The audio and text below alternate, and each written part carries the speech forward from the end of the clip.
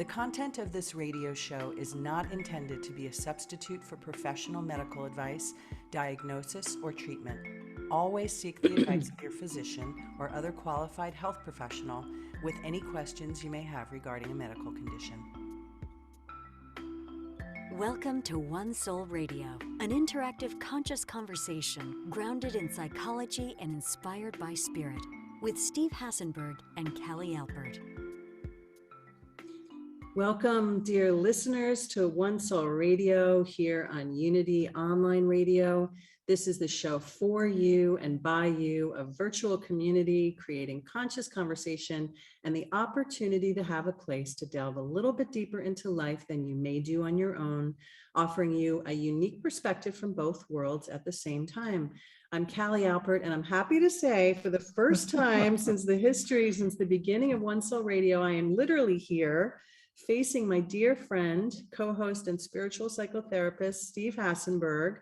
And we are broadcasting live from Los Angeles for a very special show. So first, let's say hello to each other, and then we'll talk about what we're doing. Hi, Callie. Hello. You're out of the cold weather. I am. I've escaped New York, and I've been having a beautiful time here in California. And it's been very special. And today is an extremely special day before I make my departure back to New York tomorrow. It's a special day for me too, because I've spent a lot of time here at Lake Shrine. Lake Shrine originally was down the street from us because we lived in the Palisades for many, many years.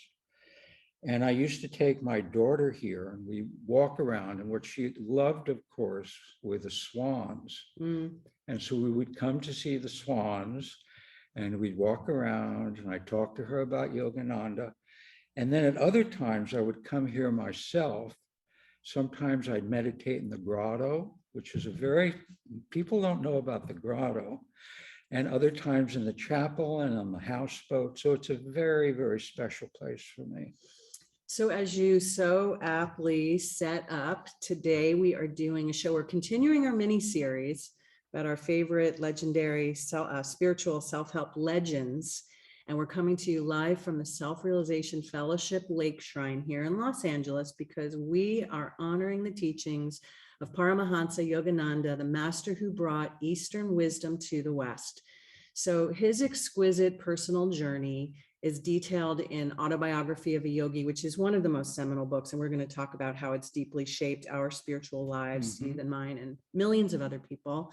It's among one of the most important spiritual stories of our time, even gifted by Steve Jobs to every, or at least most people he encountered. I think it was the only book that was living on his Kindle or something like that, right? Yogananda introduced millions of people to meditation and yoga, meeting with everyone from business leaders to US presidents to spread his wisdom, and his profound teachings of enlightenment, inner happiness, and mysticism are now embodied here in this Lake Shrine Temple and other temples around the world. And in this very special episode today, we're going to be talking about the sacred place where Yogananda actually lived for a time. We're going to discuss how he influenced so many. And we're especially excited because we're joined by a very special guest, Brother Ritananda, who has been a monk of this order for 41 years and has lived on this gorgeous property for the last 10 years. So we're going to be having him join us in just a few minutes. So let's talk first about Autobiography of a Yogi and how it came to us, because you have quite a story about how this beautiful book found its way to you and what it did for you. Yeah, I really do, because at the time I was at NYU in New York. And one day I went to the Brooklyn Botanical Gardens. Remember? I love this story. I like it a lot. I love this story. I went to the Brooklyn Botanical Gardens, and I was walking around, and I saw what looked like a Japanese temple, and yet it had a fence around it. And I was so moved by the architecture that I climbed the fence and I wrapped my hands around one of the pillars. And it was given to the city of Brooklyn by the city of Kyoto.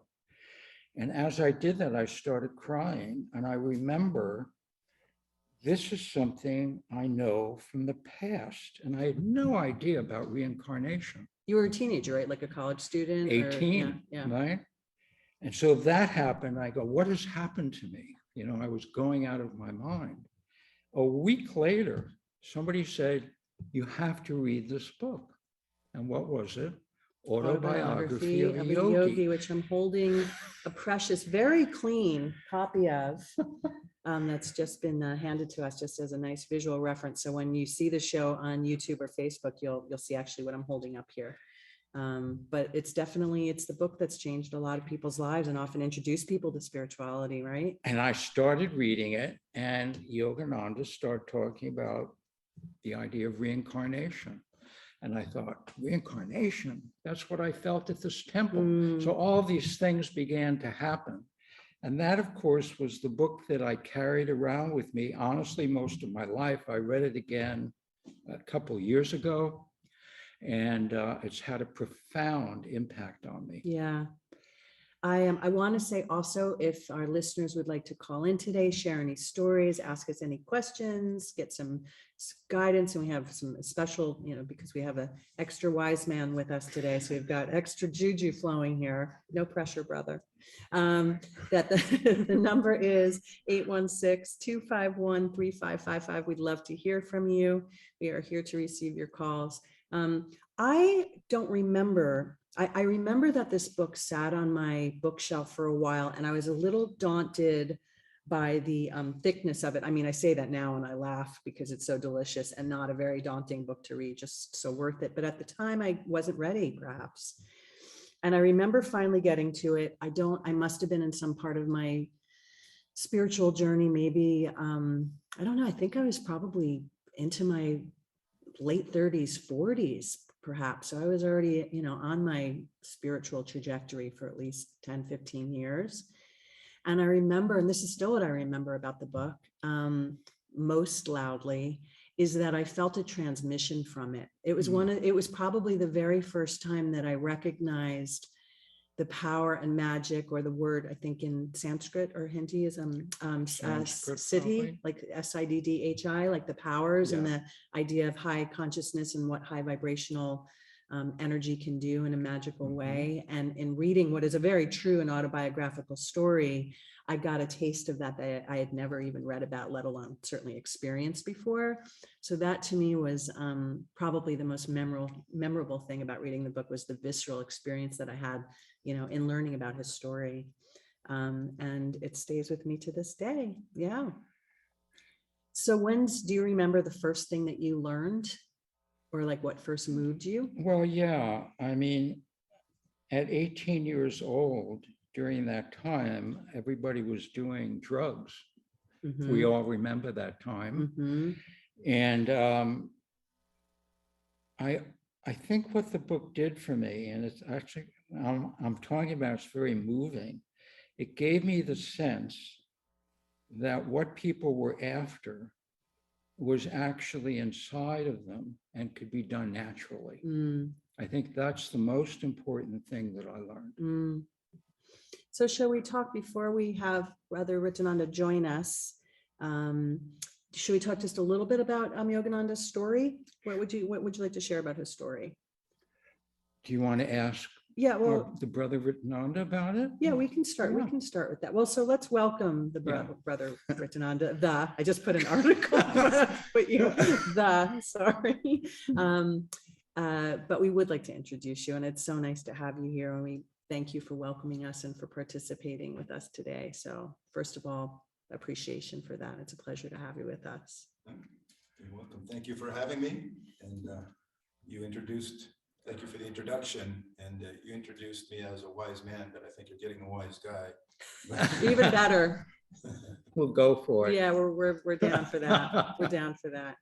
Can you give us a little bit of the history, what you think is noteworthy? I mean, obviously it's a very thick story, so it's hard to do justice to a full life in a few minutes, but some standouts in terms of for setting the stage for people that might not be as familiar with Yogananda and his story? I think that one of those factors may be if it opens one's eyes, as it did with Steve, of undreamed of possibilities. I was raised in a certain faith and I enjoyed church. I was still going to church in college when I came across Autobiography of a Yogi. But what it introduces is that we're a triune being. We have a body, we have a mind, but we are the soul. And that we can, through self-effort and knowledge of God's laws, we can contact that soul, we can realize it. And that soul, as all the true scriptures state, is made in the image of God. So we can realize God within.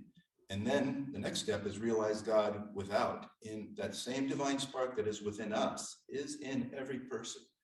And that we realize, we don't just intellectually understand, we don't theorize, we realize the divine kinship with all other souls. And that will be and can only be the permanent foundation for world peace and happiness. That's so wonderful. I know, beautiful. Especially today. Yeah. Right? Do you think that Yogananda knew or had a vision for wisdom and the world when he was a young boy and first set out? Because I'm always fascinated by these very high ascended masters, yogis. And when you learn about the early stages of their story, often there was a calling, or they just said, see you, mom and dad, I'm leaving to go to the mountains to find the cave where, and I don't mean to be flip, but like, you know, often there's some sort of a calling or a curiosity, and then they find their way and they find their teachers, and it's a very magical thing. Do you think that he had any sense when he set out as a young boy in India that he was going to bump into what he did? He had a sense, but to be an example for us, they, an avatar, a prophet, they have no karma. They've worked it all out. They're under no compulsion to return to this plane, but they do. Lord Krishna says in the Gita, when vice predominates and virtue declines, I send an avatar to uplift mankind. That's gorgeous. And but to be an example for us, they incarnate and they take on a certain level of delusion just to stay in a body, because they're free souls. So they do not come with a script. They do not come with a game plan that says, okay, do this, this, this, and this. He had glimpses, Paramahansa Yogananda, as I'm sure Jesus and a Buddha and a Krishna also had glimpses, but it's not all laid out for them. And so they have to reason, will, and act just like us. And they experience successes and failures just like us, joys and sorrows just like us. And then through self-effort, they come to the realization of their mission. But as an example for us, they struggle and fail and so forth, just like us. But eventually they get that full vision, yes. Could you talk a little about how you found Yogananda and how it changed your life over the years? Yes. My story has a unique twist. It's something like Cali's, because I grew up in the shadows of Paramahansaji's ashrams. I lived 5 minutes away from the international headquarters in Los Angeles on top of Mount Washington, but I never knew about it. If you've ever been there, it's these narrow, windy streets that lead to the top of Mount Washington, and you don't stumble across the international headquarters. But my family in 1962 bought property in Encinitas and built a house, and that was 2.5 miles away from the Encinitas ashram of self-realization fellowship. It's funny how these things happen. Right? Yes, and back then there was no freeway from LA to San Diego, only Highway 101, which goes right by these huge lotus towers of the Encinitas Ashram Center. So I always knew about the Encinitas Ashram Center, but I was raised in another faith and I enjoyed it, and we were not encouraged to investigate other temples or teachings, and so I didn't. But by the time I was in college, my freshman year, 2 of my best friends had moved to Encinitas full time, and they started to take Hatha Yoga, and their Hatha Yoga teacher gave them a copy of Autobiography of a Yogi. They soon told me, you've got to read this book. And so I bought a copy, and like Cali, I set it on a bookshelf for a year or more. And it wasn't until I was on a plane to go live in New Zealand and study in university for my junior year that I read the autobiography on the plane. By the time I landed, I was hooked. My life was changed. Wow. And yet for the first time in my life, I'm 6,500 miles away from all the ashrams. Right. Yeah. But the time wasn't right. Yeah. So that was the beginning for me. Hmm. And then I was hooked. And when I got back to the United States, I applied for the lessons. Paramahansa Yogananda founded a set of home study lessons to disseminate the meditation techniques and his how to live teachings on how to spiritualize every aspect of your life. There's no aspect of our life that needs to be separated from our spiritual surge. Right. And so we can spiritualize and use every moment to move closer to the goal of self-realization, God realization. And so I applied for those, and within 2.5 years of returning from New Zealand, I was in the monastic order. Huh. It's always so fascinating to me how people come to their spiritual practice. Well, there's just their spiritual ride, you know, Mhm. I mean, and who chooses to be on one or who doesn't find their way in a particular time of their life or particular lifetime, if you believe in that as well. You know, so do you remember like when you got off the plane in New Zealand and you had the energy of this story now in you for the first time, did it inform your trip or interrupt Yes. it? No, Even? it was, this is the truth. I went straight from the airport to a bookstore and bought a book of Paramahansa Yogananda's. And he has a little one called Metaphysical Meditations. Has a number of meditations, visualizations, affirmations, and prayers, and just devotional thoughts. And that was what I kept with me in New Zealand. I couldn't apply for the lessons. I could have, but I was moving around too much. I spent 5 months backpacking and hitchhiking around New Zealand, Australia, Fiji, and Hawaii. But I was able to carry this little book, and that was every morning I read it and carried that inspirational thought with me throughout the day. And so that it is, I was visiting New Zealand, Hawaii, Fiji, New Zealand, and had these spiritual thoughts and inspiration. It was the fondest time of my life when I reflect back. I love that. Beautiful. Yeah. So we just want to remind our listeners Yeah. that you're listening to One Soul Radio. We're having a very special day here, Steve and I together in Los Angeles at the Self-Realization Fellowship Lake Shrine, joined by Brother Utananda. We're celebrating Yogananda, who left his body about 70 years 70 years, ago March to 7th, I the think. week, right? Yes. 10 days ago? Yes. Is that right? March Okay, thank 7th, you. I Yeah, believe. Is so that even right? more Yes, March auspicious 7th. that we're here together because we didn't plan that part No. intentionally. But That's divine it intervention. is. It's really a beautiful, beautiful thing. So Richananda, can you tell us a little bit about Lake Shrine, where we're sitting? We're indoors, outside of the main temple, with a beautiful, Steve and I have both spent much time here separately over the years, well before we ever knew each other. Mhm. As you mentioned earlier, meditating, walking, hiding. I might have even hugged a tree once or twice. Can you tell us about living here, what that is for you, and just the significance of this location? Well, Lake Shrine was the vision of our founder, Paramahansa Yogananda, and it was dedicated to inspiring one's remembrance of the divine, of our connection to God, to spirit. And it was dedicated in 1950, and there are many purposes. And one of our aims and ideals of Self-Realization Fellowship is to reveal the underlying unity and principles of truth of all true religions. Mhm. So one of the first things he did here was dedicate a court of religions where there's a small monument to each of the 5 major religions.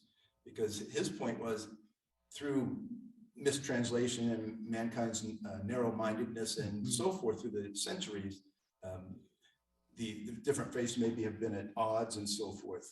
But if you had to reduce the purpose of religion down to a nutshell, it would be when Christ was asked, what's your most important commandment? And he said, to love the Lord thy God with all thy heart, mind, soul, and strength, and to love thy neighbor as thyself. That's the purpose of religion. And that's at the core of each religion. Maybe it's been muddied right now, but they will all come to that realization. And the purpose of all true religions is communion with God. And that's why he dedicated this property. He wanted, there's a natural 2-acre lake, and then landscaped garden, meditation gardens around the lake, because he wanted to remind people of God through the beauty of nature. And an avatar like Paramahansa Yogananda, like a Christ, like a Buddha, like a Krishna, they can permeate a physical location with that vibration of peace and love. And that's certainly true here. You talked, Steve, about hugging that column and tears coming to your eyes. Yeah. And we hear again and again, people come here, drive in the parking lot, park their car, and just start sobbing. That's perfect, isn't it? Yes. We need more of those places. I think the idea originally, and it may have happened, is that Paramahansa Yogananda wanted these in every large city in the United States, didn't he? Yes. He just wanted, it's interesting. We're not denominational. Yeah. And because Paramahansa Yogi taught that there's many paths to the top of a mountain. We don't all have to be on the same path. Right. But he would say, but it's important we are on a path, because again, we are a triune being. And one of the aims and ideals of SRF is uniform development of body, mind, and soul. And that development of the soul is something that had been kind of lost in the West. And so anything that can remind us of God, he's in favor of. It's perfect, right? Yeah, it's really, I think too, sometimes you have to remember, as like, even as I'm listening to you talk, and I'm accustomed to these types of conversations with Steve personally and through our show. And then we have to remember this language is very new to a lot of people, a lot of our listeners that are just starting to explore their spiritual life, or trying to dig a little bit more deeply. And sometimes it's important to remember that it's just like it is energetic. It's how good do you feel when you're in a quiet space and walking in a path in the woods, or looking at a beautiful flower. It's all infused with the exact energy you're talking about, right? It's not necessarily attached to something that's bigger or inaccessible, or waiting for us when we leave this planet. Like it's around us every day, right in front of us, right. As long as we open up and notice it and just sort of. It doesn't have to be in a temple, right? It doesn't have to be a in mosque, a temple, right? A synagogue, true. Right? It's true. Can be next to a tree. Yeah, right. Yeah. And I do. It's interesting. I love what you spoke about in terms of him wanting to infuse these types of places with that kind of energy, because I've always felt that way when I came here. Yeah. So let me ask you, we'll let you know when we get to break, but let me ask you, in terms of your participation in this kind of new spirituality that you found, what kind of techniques did Yogananda leave for all of us? And I wanted to know about Kriya Yoga, because it's called Kriya Yoga. And Kriya Yoga is actually mentioned in the Bhagavad Gita, I think. Yes, it is. So it's very, very, very old. It goes back to the Vedic tradition in India. And I wanted to know how those techniques impacted you and what they are to some degree. Yes, yeah. Well, Paramahansa Yogananda, as I said, he had these lessons, his home study lessons. And he talks about, the science behind prayer, how to make it more powerful, the science behind self-control. And he talks about getting along with others, how to spiritualize every aspect of our life, which is very important. But his unique mission, because things like devotion and forgiveness, these things have been known for centuries in religion. But Paramahansa Yogananda's unique mission was the reintroduction of the lost science of Kriya Yoga meditation. Because we go through these, we went through the Kali Yuga, as it's referred to in India, or we went through the Dark Ages, and now we're in the beginning stages of the Dwapara Yuga, the electrical or material age, and so forth. And so in the Kali Yuga, man's consciousness is too gross. They don't have the word energy. They don't have the word consciousness. And so it's maintained by a few advanced souls through that dark age. But this world, Paramahansa Yogananda's mission is to reintroduce the lost science of Kriya Yoga, which is a pranayama technique. Prana means life energy, prana or life force, and yama means control. So it's a technique of life force control. And it's life force that enlivens us. The body needs water and food and sunlight and oxygen, but that's the body. But we're this triune being, we are the soul. It's the prana entering the body that enlivens us, and it enters the body through the medulla, the back of the skull, and then it flows down the spine, and it flows through the cerebral spinal centers, the chakras, and through each chakra that enlivens different organs or tissues or muscles and so forth, or activities such as circulation and these things. But that prana goes down and it flows out the three lower chakras, the coccyx, the sacral, the lumbar, and that enlivens the senses. And that's how we see, hear, taste, touch, and smell material creation. And it so overwhelms our consciousness that we forget our divine connection. So on that note, we're here listening to One Soul Radio. We are here at the Self-Realization Fellowship Lake Shrine in Los Angeles with Brother Ritananda. We're going to take a short break, and when we come back, we're going to ask some more questions about modern day spirituality and how all of us can start to employ more of that in our daily lives. We will be right back. Welcome back, dear listeners, to One Soul Radio. Steve and I are actually together in the same space in Los Angeles. So he was cueing me. Yes, Like a director, like a good director does. So we're here doing a very special show today from the Self-Realization Fellowship Lake Shrine here in Los Angeles with our special guest, Brother Ritananda. And right before the break, you were starting to explain a little bit more deeply the premise of Kriya Yoga and how it works with the chakras. And it's a technique of life force control, pranayama. And as we said, we are enlivened by that prana entering the body, flowing down the spine, and ultimately out all the chakras, but the three lower chakras enlivens the senses that so dominates our consciousness, we become unaware of our divine nature. But through practice of a pranayama meditation techniques, through Kriya Yoga, we can gain control over that prana, the flow of the prana. We can reverse the flow, withdraw it from the senses into the spine, up the spine to the higher chakras where we perceive spirit and fulfill, like the Psalm says, be still and know that I am God. Not just believe, not just have faith. And pranayama allows us to fulfill that, where we can not just believe in the divinity within us, not just intellectually understand it, we can realize it, we can experience it. Kriya Yoga is not a philosophy we talk about. It's a science that we apply that leads to an experience. Wow. Before we go to your question that I know you're keen to ask, when's the last time you have felt that, like a kind of real Kundalini experience or high consciousness experience based on that practice? What does that feel like? I don't want to project my definition of that onto you. God is infinite, and so it can manifest in an infinite number of ways.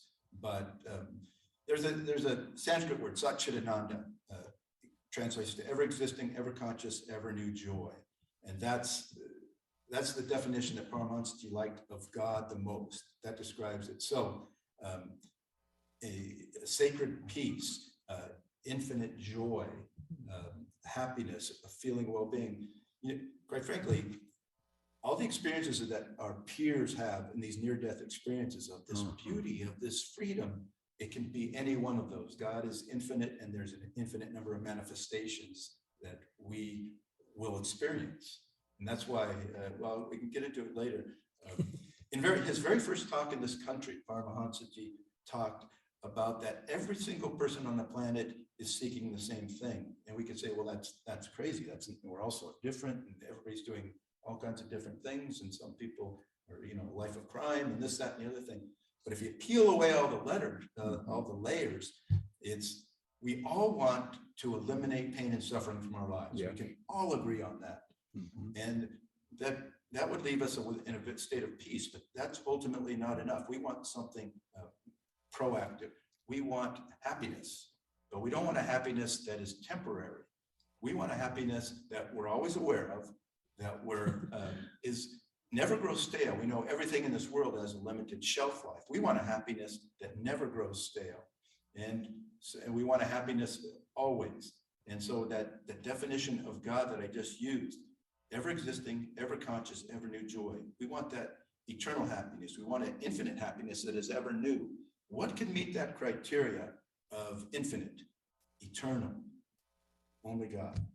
So even the criminal is performing his crimes because he thinks it'll eliminate pain and give him happiness. He's misguided, but it's true. We are all seeking the same thing, and the fulfillment can only be found in God. Liberation. I love that, right? Freedom. I would say my life has been dedicated to that. So you've summed up my life. And that's not an easy task, I just want to say. Right? It deserves some extra points over here. Yes. You got it. So when I was reading Yogananda's book recently, I think it's actually The Divine Romance, right? Yes. There's a quote in there that I absolutely love, and it speaks to what you were talking about just now. So Yogananda was very fond of using the idea of a picture screen. I watched Awake. Awake, by the way, is a wonderful movie Beautiful for people documentary. to watch. Documentary that came out, I don't know how many years ago. Do you remember? I'm going to check. I don't remember. Not a very long time ago. A friend of mine was in that movie, Phil Goldberg. And he talked over and over again when they had these old films of him about the screen, and we're watching the screen, and this quote talks to that. 2014 2014 is when the documentary came out. Awake. Everybody should watch it. You are walking on the earth as in a dream. Our world is a dream within a dream, which is interesting. You must realize that to find God is the only goal, the only purpose for which you are here. For him alone you exist, him you must find. That's a very deep topic. Right. We can give a sufficient time, because this can be misunderstood, and because God, he often spoke of life as God's dream. He also called it, he modernized it during his life. He called it life as creation as God's cosmic motion picture. In the Indian scriptures, it's described as God's Leela, God's divine play. And then if he was alive today, I think he would call it God's cosmic streaming. But that's great. And it's mentioned in various, in the Bible, even in Revelations, it once says, "O Lord, thou hast created all things, and for thy pleasure they are and were created." Talking about this entertainment value. But I think it's safe to say for all of us that life has its moments, it has its joys and happiness and achievements and fulfillments, and yet we live in a world of duality, and so that's always counterbalanced by sorrows, and love is counterbalanced with hate, and light with darkness, and joy with sorrow, and so forth. So there's too much of that mixed in for us to really see the entertainment value in this. But the thing is, what it does is it gives us space to cultivate the non-attachment to the world, so that in the words of Paramahansa Yogananda, that we turn the wheel of life instead of being run over by it. Oh, that's great. Yeah, and because there's probably no quality mentioned more often in the Bhagavad Gita than non-attachment.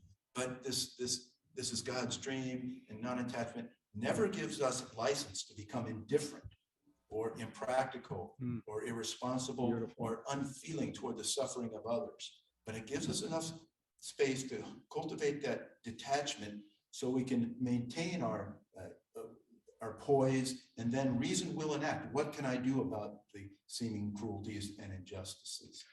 Not be destroyed by them. So it's a proactive type of spirituality.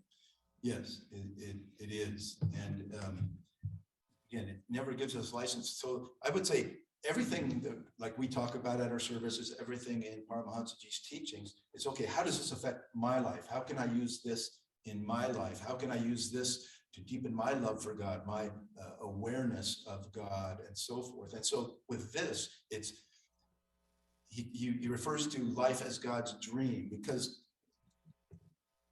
when God created, there's the causal creation, there's astral is light and energy, there's the physical, but the causal is God's blueprint. It's in thought. And so behind all creation, the creation, preservation, and destruction is that causal realm of thought. So creation, you could say, is all God's thought, God's dream. And so we can use that again to turn the wheel of life instead of being run over by it, which is very important. I love that quote. Yeah, it's beautiful. It almost takes away the, for lack of a better word, the victimization piece, because people are constantly thinking that life's happening to them. Yes. And one of the, I'm smiling because on my way over here this morning, because I'm visiting Los Angeles for the last few weeks, and I had a nice long breakfast with a very dear old work friend of mine, and we were having this whole conversation. And he's also found his way from being more of a devout Christian for the first few decades of his life to more of a spiritual, non-denominational. So I kind of practice right now, and he's still in the earlier stages of it. And he was saying, but I don't understand, but why and why would we sign up for something like this? I was joking about the things we say. Why would people choose sometimes, we humans, to incarnate and be to experience or be subjected to a lot of the challenges and strife and suffering that happens here on earth? And I was giving him my best explanation of the karmic wheel and how we choose that, but how it's also an opportunity from a godly place to learn and to really become more surrendered to the higher peace through these challenges and these struggles. But it takes a certain lens and a decision, I think, and a lot of practice to even consider that. It's not a human reflex. Yeah, it's not easy. Yeah. I think you could dedicate a whole show to the purpose of pain and suffering. But I like how Paramahansa Yogananda used that cosmic motion picture, because if we look at an actor, and they may get shot up or fall from a cliff and so on and so forth, and with special effects, the gory details, nothing is spared. And yet when the director calls cut, that actor is no worse for wear. And it's the same with us. Our bodies may be burnt by fire or something, or this, that, but the soul is always untouched, and we are the soul. And so that can help us process the seeming cruelties and injustices and maintain our poise so that we can be a better husband, be a better parent, be a better positive, loving, constructive contributor to our world. And I think that to add on to that ability to make contact with our deeper self does come from practice, meditation practices, pranayama practices, right? And so this is something that Cali and I reinforce on our show, how important it is for people to do a practice. We don't care what practice it is. As Yogananda, we don't care what path it is. We just want people to find a path to begin contacting their inner self. And by doing that, that inner self becomes a portal to what you're talking about, which is God and the divine. You start to sort of check in. And I think, again, to back into, because I'm always thinking about some of our loftier concepts and more kind of applicable ways for people that might not be as accustomed to this type of language or conversation. I don't know, within the last few months, there's been a visual metaphor that's been popping into my mind a lot about the value of non-attachment or witnessing or observation, the benefits of space that come from a practice like meditation, for example. And I liken it to, you're in a small theater in a high school auditorium and you're watching a school play, and you want to sit in the front row because you want a really good seat, and you're completely enveloped by the energy of that story and that narrative, and you feel the sweat and the energy of the actors, and you're almost inside of the story. And then the more you practice and the more you meditate, the further and closer to the back row you feel inclined to sit. And there becomes more implicit space inside of witnessing that story until you can just exit through the back door, and you don't even have to, you don't even have to worry about how the story ends, really. But anyway, it just kind of helps when I'm explaining it to myself, the value of practice, or to other people. It's just something that sort of come to mind? And Paramahansa Ji would stress, and he brought this path, because some people think, well, I'd have to retire to the Himalayas to pursue this. I would have to join a monastic order. But that's the beauty of a pranayama technique such as Kriya Yoga. We can all practice it in the privacy of our home, and there's no reason we can't make the spiritual progress that a Paramahansa Yogananda made, that St. Francis made, and so on and so forth. But it's carving out time, introspecting, finding out unnecessary necessities in our life, removing those so we have some time, morning and evening, to meditate, to practice, and then practice the presence of God throughout the day, selflessly serve in these things, and we can follow in the footsteps of a Buddha, of a Krishna, of a Paramahansa Yogananda. Because really they're just telling us what is inherent and intrinsic to being human. And we all carry that light. Yes, yeah, we all, that seed of divinity is within each one of us. Right. And the highest purpose of life is to realize that. Yes. Yes. I remember when now I'm on the verge of tears because it's just so beautiful to hear all of us talking, just sort of having this conversation and witnessing this. But I remember when I first met Steve and he said to me, it was something to the effect of, you have to want to know God to the same degree that a drowning man needs a breath of water. I might be butchering it a little bit. It was a Tibetan phrase. Yeah. And right? I'm like, what? I don't understand. It's not that I want it that badly. Yeah, I want to feel better. I want to be happier about my life. Now I so deeply understand that, it really becomes just a part of your day, your daily practice of wanting to remember who we really are, what our true essence is. Actually, down in the where the lake is, behind me, there's a wonderful, which I always stopped at. There's a wonderful quote from Yogananda where he said, "You can tell me if I'm off a little, but you need to see God everywhere." Yes, yeah, and that's one reason. Again, an intent of a founding Lake Shrine is to see God. He said God is smiling at us in the flowers and he's caressing us in the breeze, just like St. Francis talked about brother, sun, sister, moon. Yeah. And we are reminded of God in the beauty of nature, and we should learn to relate all life's experiences to God. And so the beauty is easy, but then ultimately the pain and the suffering, there's a reason for it. What is it? What can I learn through this? How can I grow closer to God through this? How can I deepen my love for God through this experience? What soul qualities do I have an opportunity to cultivate through this experience? Because we make our greatest progress when we're pushed outside of our comfort zone. Mhm. We all know that. And Yeah, it's I'm not not. happy to say it. I wish I didn't have to say it. Yeah, But it's true. it's not true, fun. though, right? It's not pretty, but it is Right. true. And that's why I like, you talked about, it's a struggle. And Paramahansa Yogananda said, it's he who struggles who finds favor with God.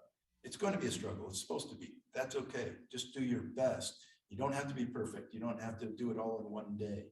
Just do your best. Every time you fall, you pick yourself up and you start again. I have to say that again because it's so beautiful. Through struggle, you find favor with God. That's gorgeous. It is. Mm. It's very inspiring. Question for people that are not comfortable with the word God. Yeah. How do you get our listeners to relate to everything we're talking about today if we take that word out of the sentence?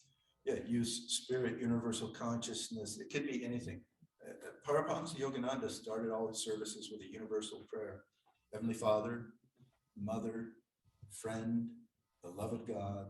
And that's because not everybody can relate to God the Father. But in India, Divine Mother's big. Or a friend. A friend is somebody who has under no compulsion to love you. And so that may be the aspect. But if you're comfortable with other language, that's fine. These are just words. These are just semantics. But it's some consciousness greater than just human consciousness. So I understand, and we're often asked when we're giving an interview like this, you have to use the word God so much. But so just substitute a word you're comfortable with. But it's just that infinite loving consciousness, that greater consciousness. Just substitute that word, whatever it is for you, substitute that word for God. even love, Love, right? absolutely.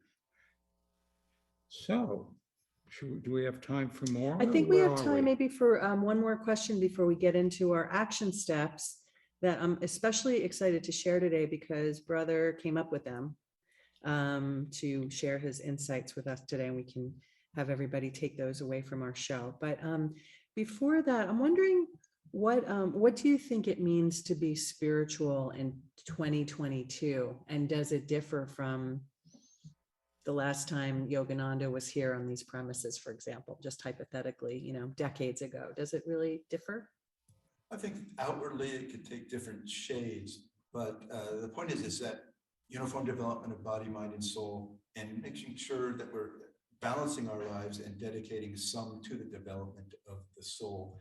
But the science of Kriya Yoga that Paramahansa, he brought it at this time because it is such a struggle in this Dwapara Yuga, especially if you're a parent and add on all these other things. But in the privacy of your own home, twice a day, you can carve out time to meditate. And I think that's the vision. This is the streamlined model of the modern yogi. Is we don't have to go to the Himalayas. We don't have to even go to a temple or a church. Right in our own bedroom, a corner dedicated to meditation, we can realize God. We can seek God through meditation and prayer. And then again, as we said, fill the gaps of the day. And a lot of times, 100% of our concentration is needed on our work, whether we're coding on the computer or so on and so forth. But when there's a gap, bring your mind back to God, back to that loving consciousness, back to whatever concept you have of that universal spirit. And you'll feel your consciousness just being lifted, and things that bothered you a week ago, a year ago, no one, now it's the small stuff, and don't sweat the small stuff. Right. It's all kind of the same. And I remember I once thanked, this is an old boyfriend of mine from high school, and I thanked him recently. We're not in touch except like on Facebook fleetingly. And he had these expressions like, go with the flow. And I'm like, that is the most annoying cliche trite thing. And now it has such, and it's not what he intended. He wasn't on a spiritual path at that time. It was just a teenage expression. And now it has so much gravity, or so much gravitas, I should say, and importance to me. It's just, the other thing that I think is really helpful to your point, brother, about what you just said, is that sometimes it just takes asking. Like if you're having a bad day, if you just find the quiet and then you ask your higher self just to come and give you a little help, or help, a little nudge. It really it happens. It helps. It's very That's very a great easy. point. Paramahansa taught God is closer than your breath and heartbeat, nearer than the near, like your best friend. And that's how we should approach God. Talk to God in the language of our soul, just like we're talking now, not in prayers that we think we should say. Don't say what you think you should say what's in your heart. And so he taught, hey, if we're not feeling the love, we can go after God. God's a big man, a big boy. He can take it and say, hey, I didn't ask to be created. You created me. You give me your love. Fill my heart. It's your with fault. Love. Yes. Put the ball in God's court. And that's the relationship that we'll find very beneficial, and that again will uplift our consciousness to levels we didn't think possible. I have to do a little quote from Kabir, who's the great mystical poet of India. And somebody asked Kabir, where is God? Kabir says, he's the breath within your breath. Beautiful. That's beautiful. Yeah. So let's get to our action steps. This was one of the fastest hours, I think, of our lives. I think so. Especially our One Soul Radio life. So we're going to share actually 4 action steps, and Brother Yogananda shared these with me earlier. I might be merging or a few, but I'm going to say there's 4 of them. Typically we do 3, but why not a bonus today? So the first one is to carve out some time every day to get to know your soul. And ideally that comes in the form of even 3 minutes of meditation every morning and every evening, just as a way to find quiet and to check in with yourself. Second one, find a version of spiritual study. It could be a passage that you have from a favorite affirmation book. It could be an inspirational app. there's probably things on Instagram and Pinterest that show up every day, and just sort of use that as your thought of the day to kind of stay with you as your center when you're navigating your day and maybe getting pulled off course in more challenging circumstances, to keep you centered and in touch with yourself. I love how you said this earlier. Speak to God the way you would your deepest friend. Fill the gaps of your day with a remembrance of God. So for example, it could be an affirmation you give to yourself, like, I fill my heart with I love, or help me to transmute this anger. Find something that's sort of the language of your higher self that is relevant to your day. And then finally, find some time every day for introspection. So give yourself a little fast from social media, and even take 5, 7, 10 minutes a day to free up time just to contemplate your day. And again, just to check in with yourself and see how you're feeling. Is there anything you'd like to say with the few minutes we have remaining, just to expound on any of those? No, those are great action items, because that introspection, we can't change unless we know there's a problem. And if we don't take the time to introspect, we can't make the necessary changes in our life, the beneficial changes, I should say. So just that little time. Some people think, well, I have to meditate for an hour. And yeah, it'd be nice if you could, but build up to it. Start with 3 minutes, and a few weeks go to 5. Do what you can and build on that. That's the key. So you develop your spiritual muscle. Yes, exactly. That's Yeah. exactly it. Yeah, you got to give it a workout, because it does have a cumulative effect. I've learned that, right? It really is cumulative. The well Right. fills up. It definitely, it does fill up. So quickly, just to reiterate, carve out some time every day to get to know your soul via these 3 minutes of meditation in the morning and at night. Find a version of spiritual study, read a passage that keeps you inspired, that you hold with you throughout the day. Speak to God like you would your dearest friend, and ask for what your soul needs that day, and find some time for introspection. We want to thank, first of all, everybody here that's welcomed us to the Self-Realization Fellowship today. Brother Ritananda, it's been such a joy and a gift to meet you, so thank you.